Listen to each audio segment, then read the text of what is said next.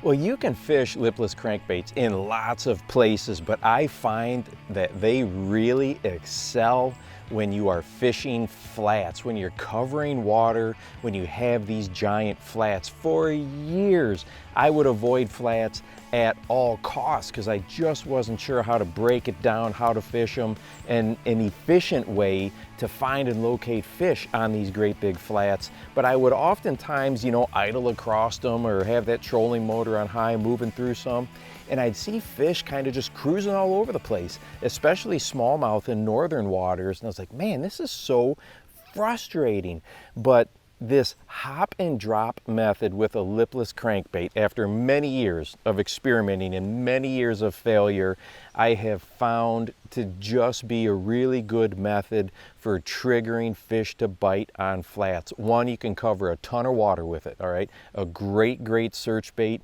And then two, once you locate them, you can work a small spot over with it extremely efficiently. Works great in hard bottom composition, slight vegetation, that is growing up. It works great with low vegetation that you can, grass you can kind of rip it through, works really well with also. But this hop and drop retrieve is something I use way more than your standard cranking or even burning, and that's because this body style of lipless crankbait just flutters down so nicely, and it just gets fish curious, gets them to react. And the bite is kind of strange in the sense that it's almost like fishing a suspending jerkbait.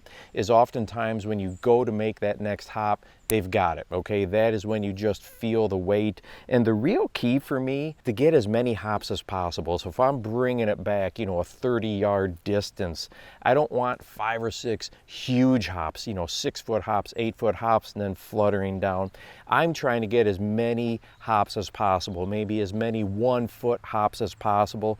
I guess if you want to try to compare it to something, think about it like if you were hopping a jig and just kind of snapping a jig off the bottom a little bit. And when you go to hop it and you feel it snag up on something or pull on some of that vegetation, that is when you can go ahead and boom, really give it that pop and expect a bite right then and there, because a lot of times that sudden movement, that reaction bite will take place. Fishing a lipless crankbait like this also really lets an angler decipher where the bass are holding. So like I just said, if you're ripping it out of some grass and that's when you're getting the hits, well, okay, you know what they're hanging on. Or if you just feel it land on some hard spots and that's when you're getting your bites, that's what you need to focus on. So it's just a nice way to decipher bottom composition really quickly over a large area.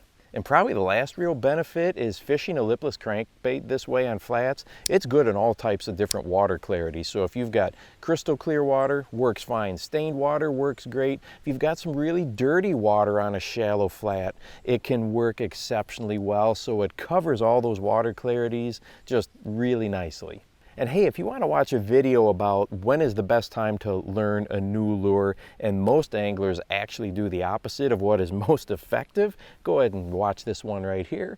And make sure that you go out and encourage someone today. You never know how you might just change their life. For the Bass Fishing Life, I'm your host, Steve Rogers.